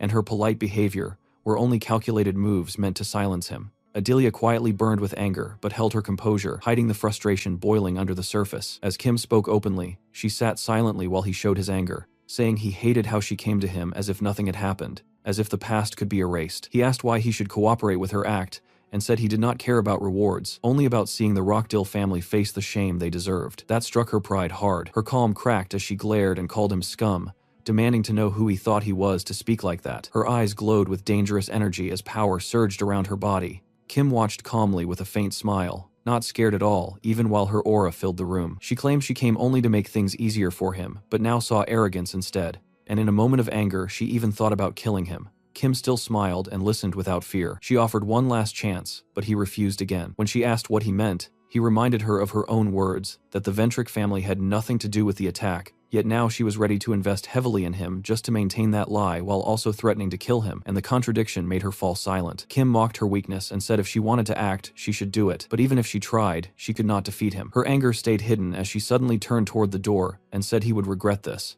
Kim remained seated and smiled again, seeing through her threats as empty words. Meanwhile, Barge, who had been silently watching everything, felt uncertain about staying out of it. Kim turned toward him coldly and said that the people he hated most were those who demanded worship while controlling others, which was why he disliked people like Adelia, and maybe even Barge. Shocked, the Tower Master asked what he meant, but Kim had already shifted his thoughts elsewhere. Standing from the couch, Kim casually talked about going to the gym earlier than usual since there were no classes, and with that, the tension faded as the scene moved toward Valhalla Stadium. Kim walked across campus in his sports uniform while checking his phone, then suddenly noticed Aren standing with another man, who turned out to be Jingyan, the eldest son of the Choi family. Jingyan smiled confidently and asked Aren if she still believed she could win, mocking her training and saying her efforts in Valhalla were pointless. He held out his hand and told her that if she cared about her place in the family, she should avoid the upcoming selection test that weekend to save herself humiliation. Aren stood silently and listened. When she finally spoke, she made it clear she would not give up her goal. Jingyan became irritated and offered one last chance, but she refused again. His face twisted with frustration as he asked if she truly understood the situation, and just then, Kim stepped forward, pointed at him, and boldly said Jingyan was a fool. Surprised, Aren turned toward Kim, who appeared suddenly. Kim asked why Jingyan would try to stop someone who had worked so hard. Jingyan grew angry and demanded to know who he was, insulting him as someone insignificant, but Kim did not care. He replied that he did not care about Jingyan's status and told him to leave the academy if he thought he was so important. Kim then asked Aren if she agreed, and she nodded. Jingyan, clearly displeased, said they would meet at the test and walked away. Grateful, Aren thanked Kim, and he casually said it was nothing and suggested going to practice. Aren, still surprised by everything, thought about his earlier words and wanted to answer differently but stayed quiet. When Kim asked how she would have replied, She joked that she would have told Jinjian everything she thought about him after they finished talking. Kim found her more unpredictable than expected. The two went to the gym together where Kim suggested they train.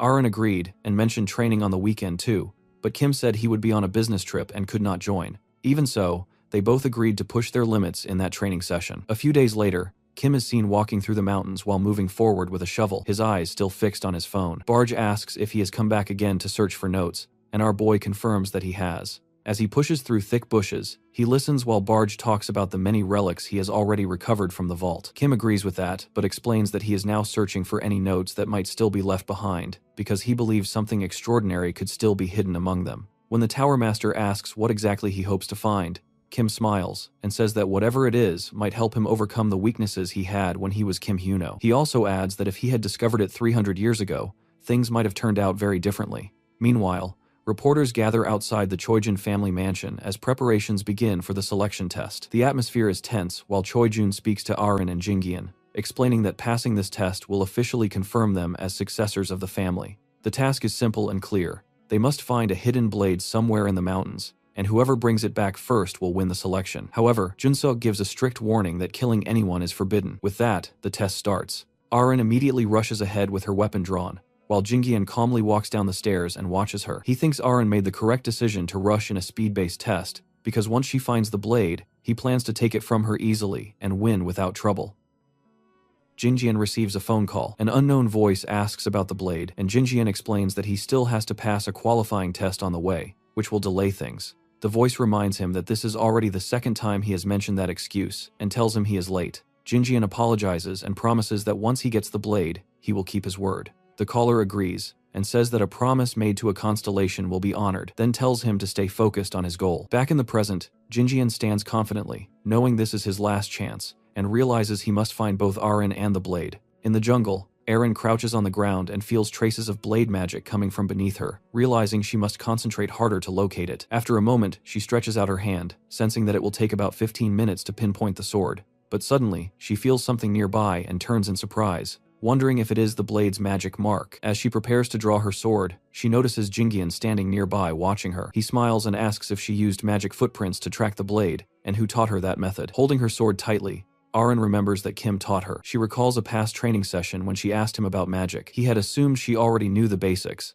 mentioning that she had mastered thunder magic and understood fundamental control. During their practice, Kim told her to train her magic control over short distances, but she did not understand and asked for help. Our boy noticed her confusion and said she should have learned it from her family, though she stayed silent. He then explained it didn't matter because she only knew how to borrow constellation power and draw energy. She admitted that was true, and Kim, even though he wasn't very skilled in that field himself, told her to relax her body and spread magic gently with her fingertips. Aaron closed her eyes and tried to gather and control her mana, while Kim advised her to spread it slowly through her body and feel the magic in the air. As she focused, she suddenly sensed a fiery red aura near Kim, which shocked her. She opened her eyes and gasped, struggling to understand what she felt. Kim asked if she sensed something, and she nodded, saying she could now see the magic around him. Kim explained that this was one way to sense magic, even the faintest energy flowing from a body, and with more practice, she could detect even tiny traces in the air or on the ground. Holding a wooden sword, Aaron nodded, realizing regular practice would help her sense magic traces more easily. Kim told her that if she could see the magic in objects, she would eventually identify the shapes of magical traces left by weapons, and with continued training she would clearly see them and detect them herself. Aaron smiled,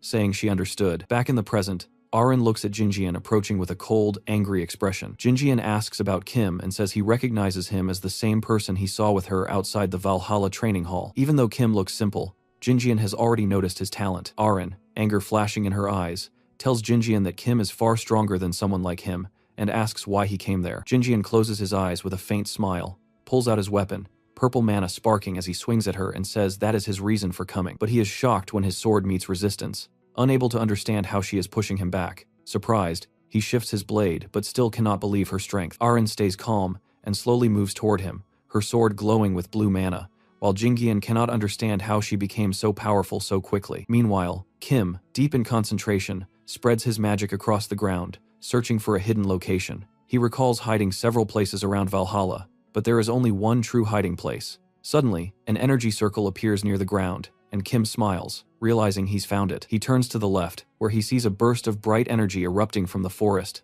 leaving him startled. Back with Aaron, the battle rages on. She swings her sword, releasing bursts of bright lightning. Jinjian blocks her strikes, but his sword trembles in his grip. He smirks and taunts her, making light of her strength. Undeterred, she continues to radiate streams of mana from her sword, telling him to give up the dual blade. Jinjian, with a mocking grin, dismisses her, charging at her with his sword.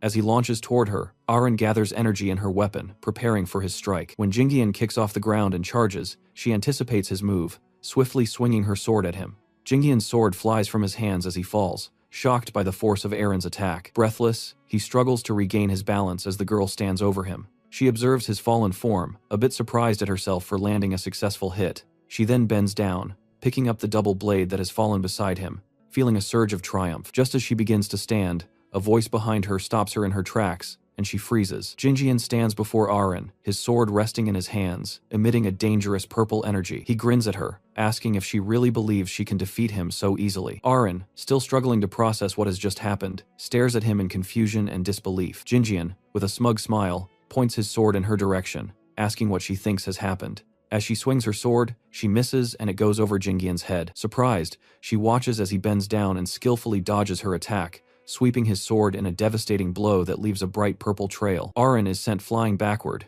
crashing to the ground. She lies there dazed, while Jingjun stands tall, watching her intently. He taunts her, asking if she's going to get up, then adds that it would be best for everyone if she just stays down and gives up. Aren, trembling and coughing, looks down at her stomach where a wound is now bleeding. She clutches at it, struggling with the pain. Jingjin stands by and repeats that if she tries to get up, she will die. With great effort, Aren manages to lift her hand and, through her pain, she asks him if his contract is with an evil constellation. Jinjian, with a wicked grin, reveals that he has signed a contract with a top-ranked constellation to maintain his status. He then explains that he is currently on the side of the Devotees, a dangerous and notorious group. Aren's mind races as she recalls that the Devotees are one of the 3 most dangerous evil factions in the world. She asked Jinjian why he has chosen to ally with them, unsure of his motivations. Is the power they offer really worth more than a normal life? Jungian explains that the power and strength they offer, along with the freedom from emotional attachments, are tempting. He adds that the deviation, a term he uses, has its own allure.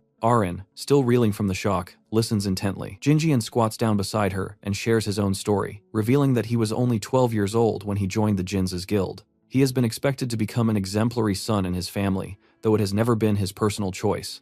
Despite that, he has no regrets, even as a teenager. Jinjian then speaks of a turning point in his life when he met a devotee. The man had reached out to him, encouraging him to join the devotees, promising that it will fulfill desires he has long held. Jinjian explains that the man probably understands his temperament and knows he has a deep aversion to people, but he says joining the devotees hasn't been as simple as it seems. It has come with a condition that Jinjian has to fulfill. Jinjian reveals that the only way to pass the family selection exam is to obtain a relic, a dual blade that has to be found. He tells Aren that if she gives up earlier, they won't need to go through the second elimination test, and she will simply hand over the blade to him. Surprised, Aren learns that the second qualifying exam involves something from her past, something she's forgotten. Jinjian reminds her that 10 years ago, her older sister, Choi Ajin, took part in the first selection test. Aren is shocked to hear about her sister's involvement and the connection to the test. Jinjian explains that during that test, he was unable to control his desires. He viciously reveals that he killed Aren's sister on the mountain while searching for the dual blade. He adds that he suffered a terrible injury and failed the test,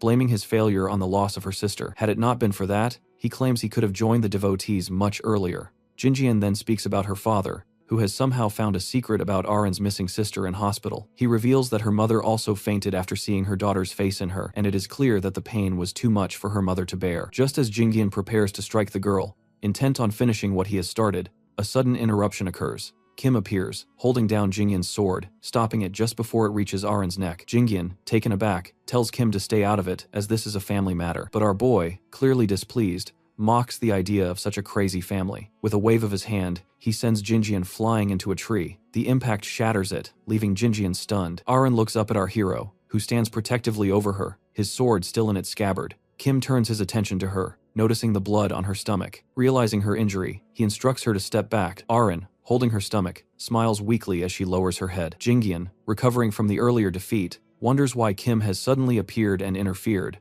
Jinjian also points out that this is a matter concerning their family, and that he will need to die for interfering. He charges at the young boy, but he easily dodges his attack. Jinjian is taken aback, struggling to understand how he manages to avoid his strike. Kim, calm and collected, remarks that Jinjian shouldn't underestimate his ability to dodge. He then swiftly strikes him, sending him flying backward, coughing up blood. With Jinjian down, our boy steps forward and places his sword in front of his face, ready to strike again. The ground cracks beneath Jinjian as the impact from his blow sends shockwaves through the area. Jinjian faints and Kim stands over him, watching silently. Turning his focus back to Arin, Kim asks if she is alright and whether she can walk. Arin, still shaken, replies that she isn't sure but needs time to try. Before Kim can respond further, he feels a dark, evil energy approaching from behind. He turns to see Jinjian's body releasing a dark aura, signaling the activation of sword magic. Jinjian stands up, holding his sword, and mocks Kim, calling him a fool for thinking he can defeat him. Jinjian launches himself at Kim, but he effortlessly blocks his attacks and dodges his magic with ease. Jinjian, frustrated and bewildered, can't comprehend how his strikes are having no effect. As the battle continues, Jinjian realizes he has no choice but to use a powerful, dangerous tool. He pulls a crystal from his pocket, its brightness signaling its importance. With a wicked smile, he bites into the crystal, stating that it will allow him to form a preliminary contract with a constellation, hoping this will tip the scales in his favor. After Jinjian consumes the crystal, he begins laughing manically, his dark energy intensifying as a powerful aura radiates from him. As he spreads his arms, the energy surges, causing an earthquake that throws reporters off balance. Panic spreads through the crowd as they look up and see a dark purple pillar of energy rising into the sky. Among the onlookers, Jinsok recognizes the magic, realizing its density is visible even to ordinary people. Jinsok, noticing the spectacle, understands that such an event in the middle of the selection test is far from normal. He decides he has to investigate further. Jinjian, standing before Kim, grins and explains that the surge of energy is a result of the temporary contract he has formed with a constellation. His dark energy has summoned a dragon, a manifestation of his newfound power. He claims that with this dragon, Kim will undoubtedly perish. The dragon, with sharp teeth and an imposing presence, looks ahead as its eye that penetrates nature activates, surveying the area. However, when the dragon locks eyes with Kim's intense red aura, it recoils in terror, deactivating its ability. Jinjian, confused, cannot understand why the dragon is reacting this way. The constellation's voice informs him that the dragon has rejected the sacred relic summoning and terminated the contract. The dragon, now terrified, is preparing to flee. Jinjian, still unable to comprehend, watches as the dragon's power fades and the contract dissolves. Kim, unfazed, calmly leans his sword against his body. With a smile, he raises his sword and strikes Jinjian, sending him flying back. Jinjian, knocked unconscious by the force of the blow, collapses to the ground. Meanwhile, the leader of the devotees, Han, silently watches the events unfold, shocked by the turn of events. The system screen displays a message indicating that the dragon, now rejecting the contract, wishes to disappear from the mortal world, further adding to the chaos Jinjian causes. Han, still shaken by the events, kneels down with his head to the floor, apologizing and seeking forgiveness. The dragon's voice echoes, warning him not to distribute artificial relics in the future. Han trembles, acknowledging the message. As he rises, he struggles to understand why the constellation is so enraged. All these repeat in his mind, and he realizes that the trouble stems from the actions of the individual he places within the Choi family. With a serious expression, Han radiates his aura, determined to find out what is happening. Later that night, Kim goes back to his dorm at Valhalla. He takes off his hood, opens his briefcase, and starts searching inside it. A smile appears on his face when he pulls out the God Arts book. When Barge asks about the God Arts, Kim explains that this is the real reason he has been looking for hiding places. He says the breathing technique can raise a person's magic power to a very high level, far beyond what he knew before. He thinks about the breathing method he used earlier, something he bought at the market, which was ineffective and badly made. Even with its flaws, he used it until the end of his previous life. Kim remembers his battle with the Tower Master, where his weak breathing method left him completely drained of magic. Now, with his new body, he feels ready to begin again. He touches the notes with determination, planning to learn the God art and strengthen his magic. He decides to pause his physical training and focus first on mastering the art. While our boy reviews what happened earlier, Barge thinks about the injured girl and the chaotic situation around Jinjian. Kim says he heard someone coming and decided to leave, telling the Tower Master that it would handle it on its own. He keeps remembering the moment when he struck Jinjian with a powerful blow and knocked him unconscious. He stood there with his sword,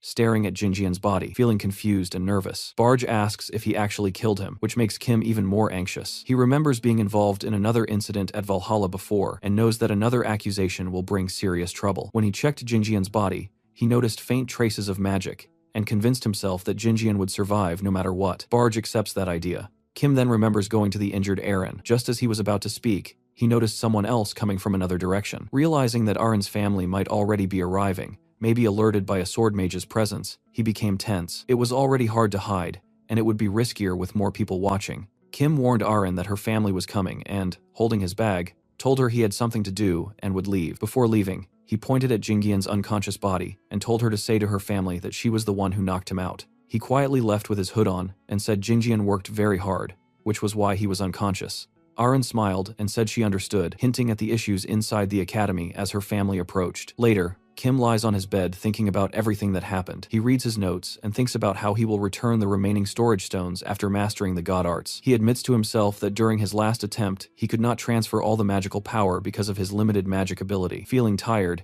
he decides to rest. Meanwhile, at the Choijin family estate, Jinsuk sits at a table with others around him while they discuss the recent press coverage about the family's selection test. An article has already been published that includes a photo of Jingjian, and some reports are even speculating that the Choijin family might be connected with the devotees. Jinsuk, clearly frustrated, holds his head and admits that the whole situation has turned into a complete mess. He says he cannot believe that someone from the Choijin family could be a villain. Jinsuk addresses everyone in the room and explains that the association has issued an official statement about the incident and that he has already received it. He thinks about how, in earlier cases, like the one with the Ventric family, silence was chosen as the response, but this time he knows that staying quiet will not be enough because the situation has gone far beyond that. He then turns toward the man in the suit, acknowledging Choi Jin-suk's previous cooperation with the police, before asking about Choi Arin's condition. He is told that she has been taken to the family hospital. Even though her injuries are serious, there is no major internal damage, and she is expected to recover completely without needing major surgery. Jinsuk exhales and accepts the news, looking clearly exhausted by all the chaos. Another man in the room brings up Arin's media coverage and mentions that she is now being recognized as a genius student from Valhalla Academy who managed to defeat a member of the devotees, and people are even comparing her to Kim Joo-hyuk. Public opinion is changing quickly, and although the situation is tragic, her actions are being seen as heroic. Jinsuk admits that going against her own brother creates controversy, but the current story is working in her favor. The selection round has ended, and Arin is now being presented as the future head of the family, and even though the articles are dramatic, they will probably help her secure that position. Still, Jinseok remains doubtful. The idea that the girl defeated Jinjian alone seems unlikely to him. He remembers standing over Arin's injured body beside her unconscious brother Jinjian. She said she only acted because her brother attacked her using dark magic. Even though Jinsuk sensed powerful magic around the mountains, her ability to defeat Jingyan still remained a mystery. At that time, other men helped Arin stand up, and she simply said that she used techniques taught by Kim. Later, Jinsuk comes across another article about Kim that talks about how he openly flips off guild officers and how his reputation keeps growing. Meanwhile, in Valhalla, Kim returns to his desk, and as he settles into his seat, he suddenly notices Arin sitting quietly across from him.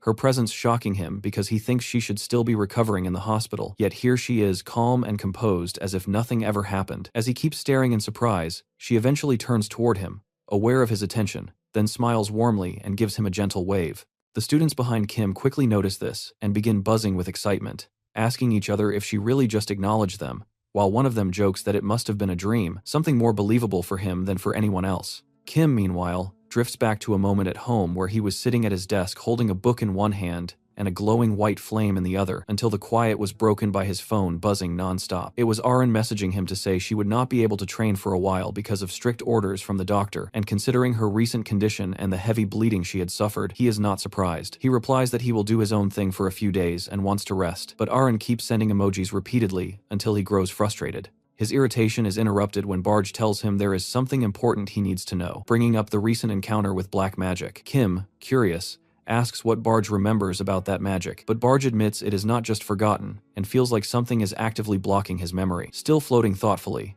the Tower Master guesses that the blocked memory might return if a certain second condition on a mysterious scoreboard is fulfilled, though he cannot be sure because it is only a theory. Kim glances toward the board, where the condition seems related to a dagger, but its meaning is still unclear. What interests him more is the mention of the Eye of the Great Forest, which is said to be only a reserved training test for checking knowledge, yet he cannot shake the feeling that it hides something more. Leaning back in his chair, Kim thinks about the upcoming exams where students with low scores will be expelled, and the whole process feels like a useless waste of time to him. He scratches his head in annoyance, wondering if he is just supposed to sit and wait for the tests. Coming back to the present, still leaning back at his desk, he finally decides he needs to investigate the so-called Eye of the Great Forest, because it feels like more than a training ground. Just then, the instructor walks into the classroom and tells the students to sit down, and once everyone is settled, he says he has something important to share before the lesson. Looking steadily across the room, He asks what they know about the upcoming inter-school competition, and everyone confirms they know, while Kim stays detached and lost in thought,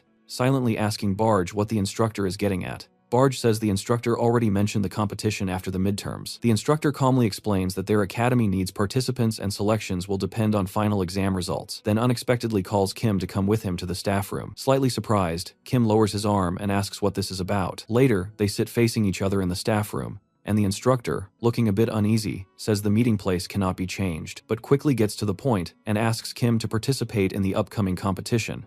Kim refuses immediately, surprising the instructor before he can even explain. Trying to smooth things out, the instructor describes the inter-school event as a global competition between the three biggest hunter academies: Korea's Valhalla, where they are now, China's White Lotus, that looks like a traditional palace, and America's Heroes, a huge tower surrounded by purple lights. Each academy chooses several talented first-year students to represent them, and the competition includes intense challenges like sparring, maze escapes, and other survival tasks, with top scorers in the practice exam being selected. Even after hearing this, Kim yawns and shows no interest. The instructor, now worried, reminds him of the rewards, saying winners get scholarships and enough wealth to last a lifetime, but Kim still does not care. That changes when the instructor mentions the Eye of the Great Forest. The words catch his attention immediately, and his eyes light up. The instructor confirms that the final task of the competition takes place inside the eye, which also serves as the final exam location, and finishing the task gives automatic exam credit. He also warns that if Kim refuses, he will have to take the final exam normally, like everyone else. Hearing that,